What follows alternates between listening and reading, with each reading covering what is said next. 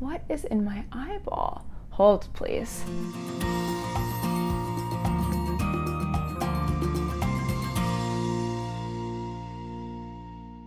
Hey everyone, it's Natalie, also known as Knitty Natty. Welcome to episode 99 of the Love in Stitches podcast. Today is Tuesday, April 6, 2021, and I'm so excited to be doing my very first podcast from here in New York City. I have my buddy Toaster joining me here today, as well as a very empty background because we literally just moved into our apartment on Friday. Today is Tuesday. We have boxes everywhere still. And so I took everything that was behind me and shoved it to the side out of the camera so that I have a nice empty space to do my very first podcast here. You're also going to notice that lighting is kind of weird, sound might not be too great as I try to figure out everything about this new place and what's going to work best for podcasting. But I am back to weekly podcasting. I am so excited to be back to my normal routine. So I've missed you guys. I can't wait for it. And episode 100 is right around the corner next week, which is just insanely exciting. I can't wait. So as far as projects go today, I have been doing quite a bit of knitting because we just traveled all the way here to New York City from Texas, but I don't really know where everything is.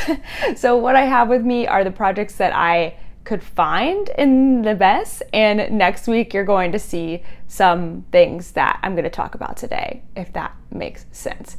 Anyway, let's just dive right in and get started. Did I miss anything? Nope. Okay, so this segment we're going to call mostly finished objects, since they're not truly finished because, again, I just moved and I haven't gotten to my blocking stuff yet. I haven't woven in ends. I haven't done any of that, but I have finished two big things. One of them, again, I don't even know where it is right now, but I finished my SLIPSTRAVAGANZA. Finally, but I haven't woven in the ends and I haven't blocked it yet. So even if I could find it today, I was gonna bring it back next week anyway. Finish. So I'm just gonna have to bring it back next week. But SLIPSTRAVAGANZA is a massive shawl I have been working on for literally months because it started in October with the Stephen West Mystery Shawl Knit Along, and then it took me this long to actually finish it. Definitely my nemesis for a long time, but I thoroughly enjoyed the project and I just need to finish it up completely so that I can show it to you guys and probably wear it for a little bit here in the city because it is still a little bit cold. The other thing that I finished that's going to come back next week too after I block it is my MUSSELBURGH hat. Okay, so this is a hat by YSOLDA TEAGUE. You make basically a really big long hat, I'll show you here in a second, and fold it up inside itself so that it's doubled. It's a wonderful pattern. You can use fingering weight, sport weight, DK. I don't know if it goes up to worsted. I'm not 100% sure. And then it also has different sizes, so it's a really versatile pattern, well worth the money, and just such a great, easy knit, except for the cast on, which I know is really tricky. And I hope to have my tutorial space set up soon so that I can record some tutorials for you guys. Okay, so for this project, I use Long Dog yarn. I've been loving them lately, except I see that this tag is for something called Coral Crush, which is not this color, but it is still Long Dog yarn, which is really funny. Everything's everywhere right now. This colorway is called Lady Almathia, I believe is how you say that. But again, it is Long Dog yarn, it's totally correct. I was going to use this for my SLIPSTRAVAGANZA, the shawl that I just finished, but it was too light. And so I kind of set it aside and decided to make this hat. So here is my MUSSELBURGH. It's for me, I made it in my size. I think I did the medium, and I used size 2 US 2 needles, which is 2.75 millimeters. It's not blocked, but I have actually worn it. I still have one end to weave in. Okay, so here's what it looks like when you finish it. It's like this giant hot dog. I kept saying it looked like a pickle. Looks like a giant pickle. You start on one end with a small amount of stitches, increase, knit forever. It looks really awkward, and then you finish here on the other side. I still need to weave that end in, and then you take it and you tuck that part inside the other so that the points kind of meet, and it gives you not only a super warm hat because it's double layered, but it gives you a nice finish on the edge. So since I followed the pattern, mine is a little bit slouchy. You could totally make it different, not to be slouchy if you didn't want to. Dun, da, da. And I think it turned out like a good size for me. Like, it doesn't feel tight. I know it's gonna loosen up when I block it, so I might have even gone too big on the size, but I really like it. I think it turned out really, really good. And when we first got in here into New York City, oh my gosh, I feel like that eyelash is back to haunt me. When we first got here on our move-in day, it was like really chilly, or maybe it was the next day. So even though it's April, I feel like I'm gonna be using that hat here quite a bit. Okay, let me see what kinds of whips that I can scrounge up, because honestly, I don't even know what's going on down here in this little bucket. Okay, here we go. So I have some socks that I've been working on. These socks are actually for my husband's friend. They're supposed to be a birthday gift, but now I can't remember if his birthday was in April or May, so I might be really behind on that, but I'm gonna try to get to work on them here soon. I was working on them at Disney, so they've got some Disney markers in them, but these are Cascade Heritage silk paints. So it's got a little bit of silk in it. But I had Kent pick this yarn out since it's for his friend. I figured he would, kind of know what would a man like in a sock. But I have started both socks. I believe I might have started them last episode, but I've been making some progress on both of those. I think I started with either 16 or 18 stitches and then increased to only 64, I believe. At first I was trying to do 72 stitches because I thought that's just what you needed to do for a man's sock, but something about the way I knit in this yarn, I didn't need that many stitches, and so I had to start them over, but I was able to go down to 64 stitches, which makes them now much, much faster. So I really need to get to work on these. So yeah, I'm working on these socks this month. I also started another pair, and I'm kind of like not doing the rainbow sock along right now. I mean, I knew I wasn't going to do a whole year of committing to like rainbow socks, especially with the way this year has started and just being so chaotic. So I'm just kind of working on socks that I, one, need to do, and then two, I started something fun right now, and then maybe I'll dive back into it in May or something like that. Okay, so speaking of new socks, I started a new pair. Before I left Texas, I went to McKinney Knittery, which is a shop north of Dallas. It's my favorite shop there. It definitely is. I love going there. And I wanted to pick out just a single skein of yarn, something pretty, something that was inspiring me to wind up and start a new pair of socks while we drove from Texas to New York City. And I didn't need another skein of yarn. I had plenty of skeins of yarn, although I didn't really know where they were. I mean, they were in the garage, but they were buried. And so it just felt like a fresh start kind of a project, just something from a treat for myself from all the stress and everything, just to have something new to cast on. So I ended up picking, again, Long Dog yarn. This is the right tag this time. This colorway is called Coral Crush, and it is so much fun. I love pink, and it's got like dashes of purple and coral and some yellow in there too. Hi Toaster, you're so adorable. Anyway, so I started the sock on our road trip, and I ended up finishing this one. I did, I believe I started, yeah, it looks like I started at the cuff. I do 60 stitches for myself, and I did 20 rounds of 1x1 ribbing, 40 rounds for the leg, a fish lips kiss heel, 65 rounds, that's what my markers are there for the foot, and then I like to do a square toe, which just means I like to decrease every other round until I get to 14 stitches, and then I did a Kitchener. And then I've got the second sock started just a little bit, and I'm just going to be working on this here and there, but I really need to go back to those other socks since they're for somebody's birthday. So with these socks, I also did something really, really fun for Instagram. I made a little video with my husband's help, and it might be posted by now. I'm not 100% sure, so I won't spoil it just in case it's not. But if you haven't, go check out my Instagram account and see that video that I created as we traveled through many, many states. It was a lot of fun to make, and it was just something that kind of helped me like feel creative. Even though I like ignored my other whips and all my other yarn, I needed something nice and fresh. So you can do what you want. Knitting is what you want to do with it. So don't ever be afraid to start a new project. Okay, something else that I see here in my bag, I haven't worked on it in quite a bit, is my scrappa, which is a brioche cowl. I'm pretty sure I'm like a row or two away from doing the next part, which is like a increases and decreases, kind of a lacy, not lace, but I don't know what to call it. It's a different kind of design, and then this thing will be finished. I wanted to finish it in March because with the membership, Love and Stitches membership, we did a brioche along, and this was my project, and look at where I am. And this didn't even really take that long. I love brioche because of the way it's so reversible. It's so much fun. I do have all my projects linked on Ravelry, so you can check that out down below. But these are both from, oh no, I'm forgetting. It's like her label is in my head and I can't quite remember. Anyway, I'll just have it linked. I'll put it on the screen as well so that you don't have to go to Ravelry in order to see that. You can see it right there on the screen too. But that's where I keep track of all my projects, just to give you a fair warning in case you can't use Ravelry because of their new like look. Don't worry, I'll put everything on the screen for you too. Okay, I think that's all the projects that I can see.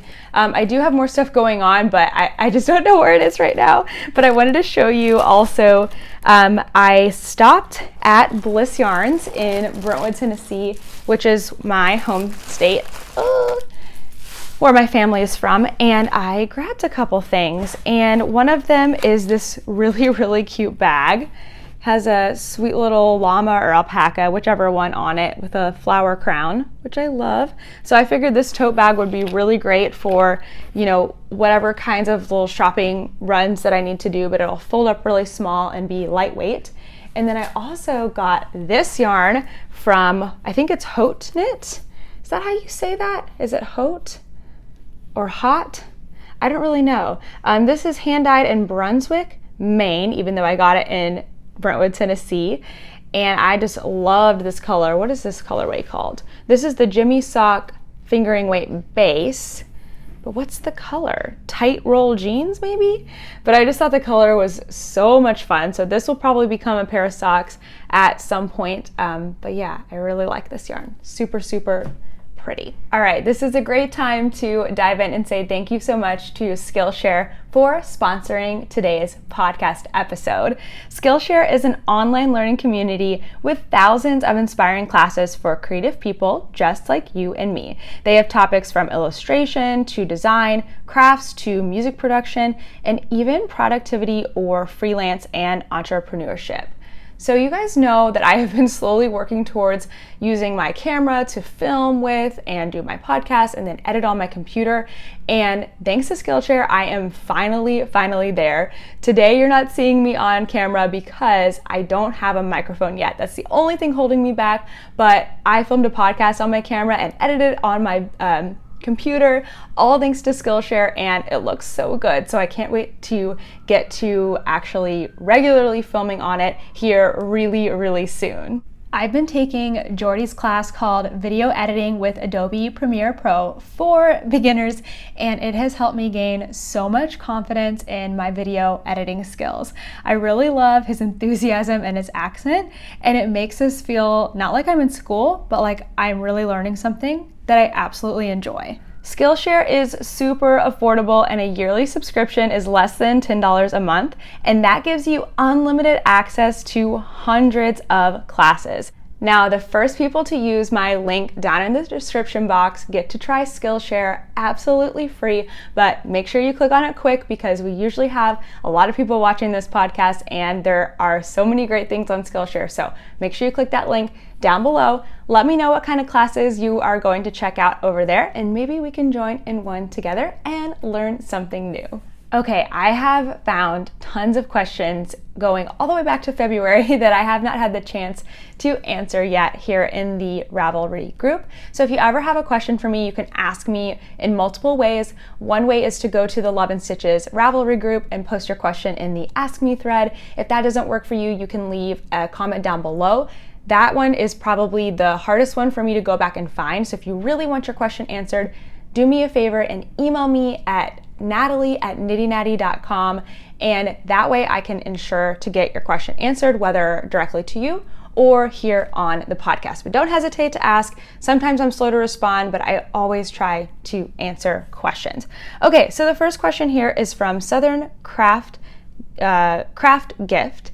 Hey Natalie, I just finished my first sock ever and I made them for my husband. He tried the sock on and we found that he had a lot of extra bulk in the leg of the sock, but the foot was perfect. How would I decrease the stitches for the leg for the next pair of socks? P.S. I used the vanilla sock pattern by the Crazy Sock Lady in a size large. Thanks, Catherine. Okay, Catherine, congratulations on finishing your first pair of socks. So nice of you to make them for your husband and not for yourself. So I am not 100% familiar with Kay's vanilla sock pattern, but since I know Kay, I'm going to guess that it was a cuff down sock with a heel flap and gusset. If that's the case, it's really going to be the easiest with that method to make like the leg and the foot portion different. So I would choose a smaller size to start, since the leg is what was too big, and start with that smaller size. And then you can knit the whole sock however you need it. I'm hoping that the heel was also okay,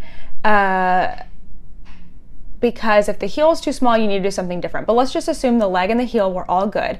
Okay, so now you're going to the gusset decreases. You have all these extra stitches than you did on the leg. All you're gonna do is stop decreasing earlier on. So let's just say, for example, you knit the sock that was 72 stitches. Now you're gonna start the sock that is 68 stitches for the leg. So you do your whole leg and heel following the 68 stitch size. This is all numbers made up. I don't actually know what numbers are in the pattern. And then you get to the heel flap and gusset, you do all these, pick up all these stitches, you have all these extra stitches.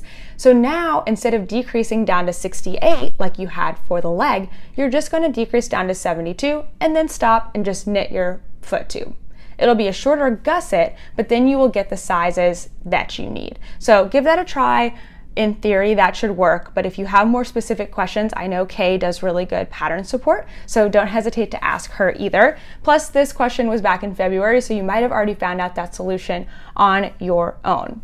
This is why I'm going to try to catch up on some questions today. Okay, the next question is from Kimber.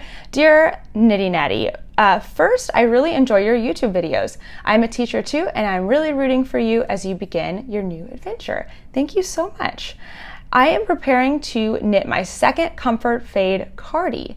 Any suggestions on how to fade in my colors on the sleeves without leaving gaps as I alternate strands? On my first cardie, I did my best to sew these holes up, but it's still very noticeable, especially in the cuffs. I'd love to make my second cardie more polished looking if you have any tips. Thank you in advance, Kimberly. Okay, Kimberly, you are knitting your second Comfort Fade. That is a feat. Amazing. I love that. So whenever you're changing colors in the round, you're going to want to do, I think it's old over new. So as you bring in your new color, it needs to come underneath. This is at the beginning of the round. It needs to come underneath your new color and the old one needs to go over. This is even true if you're like cutting the old color. What this does is, like, every time you change yarns, you get like a crossover. Now, until you weave the ends, you're still gonna have some holes, but when you do weave the ends, because the yarns are gonna cross over, you'll be able to just like tighten up those loose ends and then weave them the opposite way. This is a really good visual, isn't it? Maybe I can find something for you, but yeah, so let's just say you're knitting with blue and now it's time to add in pink. Okay, so you get your pink and you start it in, and then you have the blue come up and over the pink as you start it and go around. And then when you're going to weave those in later, however they're hooked, you want to continue weaving them in that direction so that they kind of cross over each other and close. Really hard to explain just telling you, but look up some videos on like introducing new yarns or like knitting two colors in the round. I believe Very Pink Knits has some really good tutorials, and hopefully that will help. But yeah, it's definitely worth making those efforts to make things look really, really tidy too. Okay, next question is from the Thready Bear. Hi, I'm not sure if you're still looking for a tech editor, but I saw someone recommended, oh, this is a recommendation. Okay, somebody was looking for a tech editor not too long ago. So let me put this person's name because I know I'm not going to pronounce it right. I think it's Walla Emad, but I'll put it here on the screen in case you're looking for a tech editor still. She was replying to somebody else's post. Thank you so much for responding. I love it when you guys help each other on here, especially when I can't get to stuff fast enough. Okay, so now really on to a new question. Okay, this was from Flamingo Fiber. Took me a second there. Okay, hi Natalie. Okay, so I tend to usually have long nails, and it always seems to be a problem when knitting with small bamboo needles because they seem to get dented and have rivets in them because of my nails. Can you relate? Any tips on how to help stop this, Georgia? Okay, Georgia, that is very interesting. That's not something that I've experienced even with my long nails. I've started doing, well, I just got dipped the last time, but I've been getting gel nails.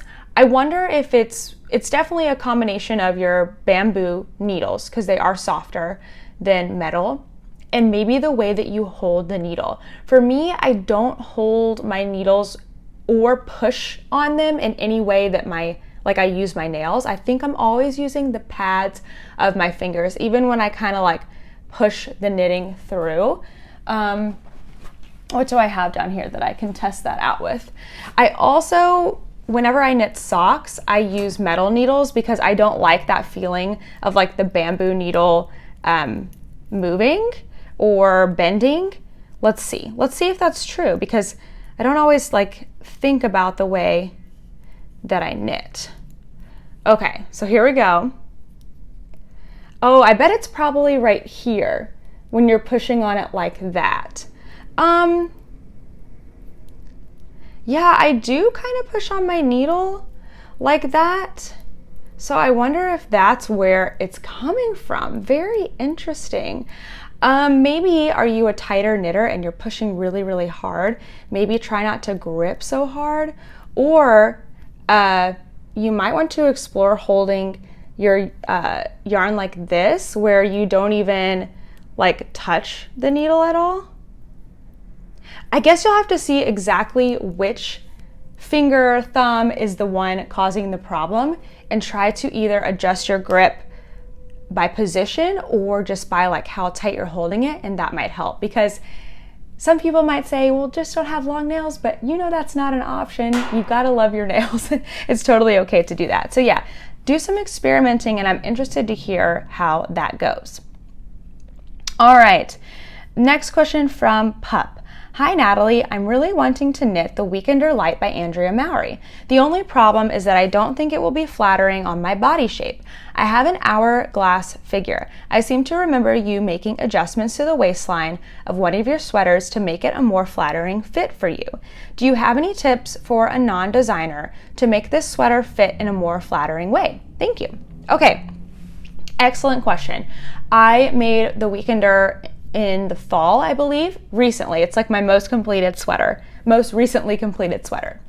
And I do have a hard time with fit. I'm not the only one. Everyone's body shape is completely different, and that's the beauty of knitting and crochet, is that you can adjust or pick parts of the pattern, put together different sizes to make it fit you. So what I really like about boxy style sweaters, which is how this Weekender is. It's a straight up and down sweater with no shaping and it's meant to be oversized. What I really like about that is it takes almost no effort from me to pick a good size. What I do is instead of looking at the bust, like instead of measuring my bust, because my bust is very small, I'm more of a pear shape. I'm small on the top and larger on the bottom. Instead of looking at the size that works for my bust, I look at the size that works for my hips, my widest point, and I pick a size from there. So when I was picking the Weekender, I did measure my bust and every part of my body that it was gonna go on. But then when I looked at the sizes, I made sure that like I wouldn't have to do any adjusting all the way down. So like if I just picked, let's just say, I think my bust is like 33 inches or something. It's very small. I'm not a tiny person. My bust is very tiny.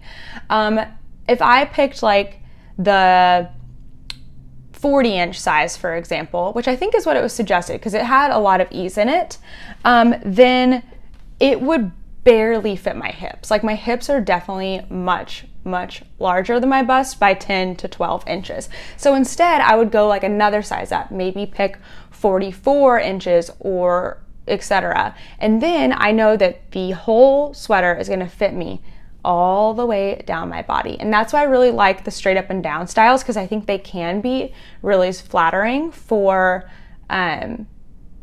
really flattering and really like easier to fit for most bodies, because you can just pick the size that fits you kind of at your widest point. This doesn't always work. It can be like a little bit too oversized if you're not careful, but make sure you always look at all of your body measurements before picking a size, not just your bust measurement, and hopefully that will help you out. That feels like enough questions for today. So since I'm going back to podcasting regularly, I will get those questions answered. I promise I'm going through them, as many at a time as I feel is good and doesn't get like too snoozy. Isn't Toaster so cute? Adorable, buddy. Okay, so let's talk about life. Since the last podcast, which was on, I think I recorded it on March 8th, so almost exactly a month ago, lots of things have been happening. The first thing is we took a trip to Orlando, Florida, and we went to Disney World, which was super nice. It is hot in March in Florida, you guys. We went right before the spring break crowds got like really bad. We kind of went midweek before all the spring breaks started, and it was pretty good. It was, we went in December for like 4 hours, and that was the first time we had been since COVID, and it was okay. We stayed outside the whole time. We went to Epcot. This time we were a little more adventurous and we went on a lot of rides. We went to Epcot and also Magic Kingdom, but Disney has upped its mask like enforcement since then, and so it almost felt better than it did in December, because there were literally Disney cast members whose only job was to stand there with like a sign and like tell people to put their masks on, which is really great. So we really enjoyed our time. We felt good. We also got to go to Universal Studios in Orlando for the first time. So we went to all the Harry Potter World stuff. We went to Diagon Alley and Hogsmeade, and it was a blast. In Universal Studios, they were also quite good about enforcing all the policies, but what I liked that they did a little better than Disney is they had hand sanitizer in like I don't think they call them cast members, in their employees' hands. And before you got on the ride, they like squirted a pump of hand sanitizer into everyone's hands. And at Universal, the rides are a little more like thrill ride or interactive, so people's hands are like on those bars. I don't know why I never thought of that before. I feel like this is something I'm gonna take with me every time I get off of a ride too. Like, I'm gonna hand sanitize, because gross.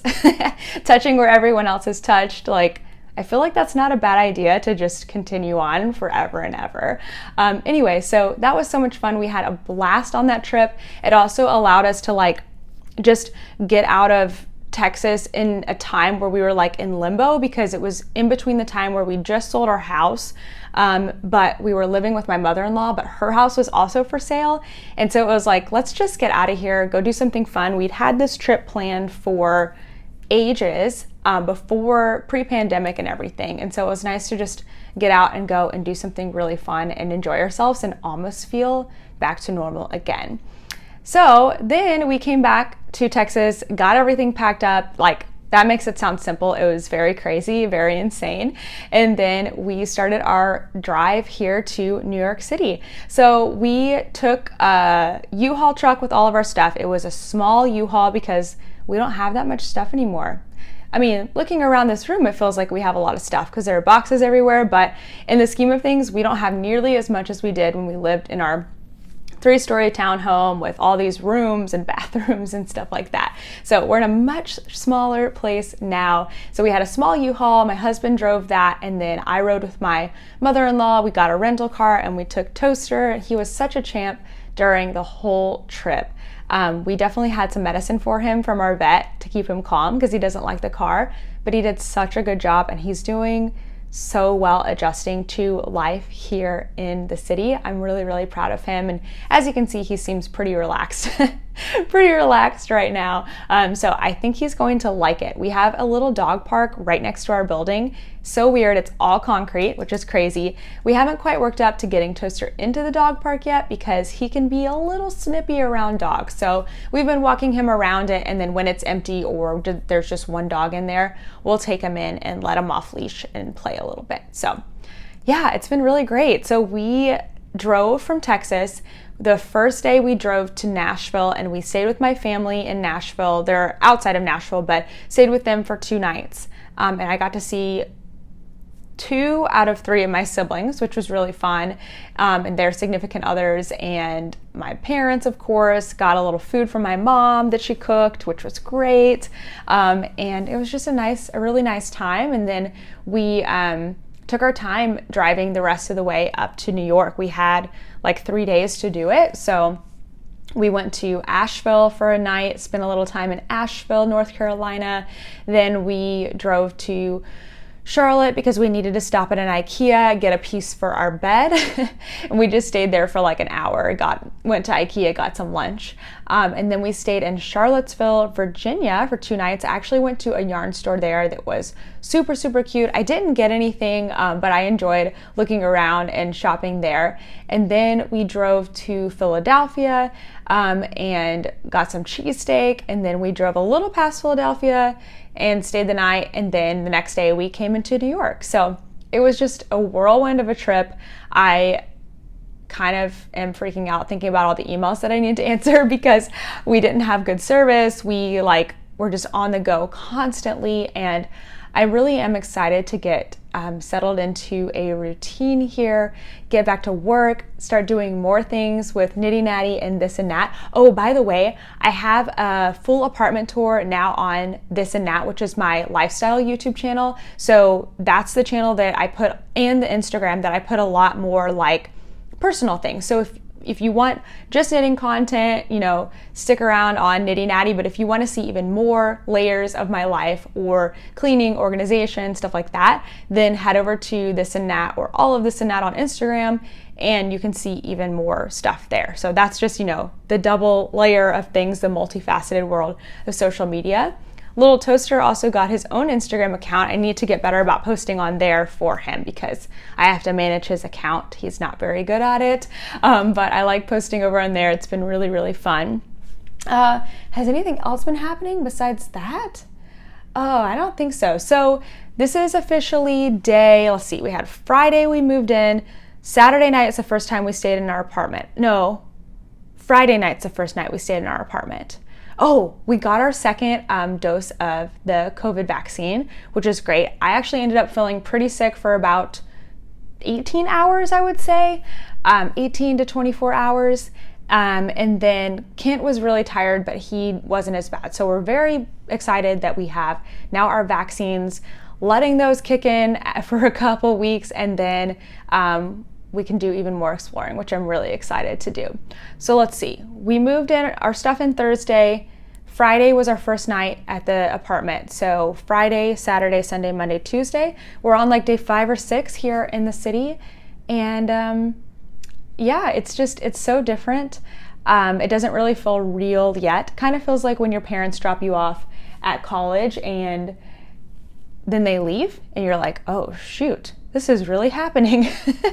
So that's kind of it, but except I'm really excited and just can't wait to get everything just settled here, and to make new friends, and to do all of that. And by make new friends, I mean make additional new friends. I don't mean replace my other friends, because I can't even tell you how excited I am. Tonight is Tuesday to get on the Zoom with my knitting friends, which I haven't been able to make in weeks and weeks and weeks.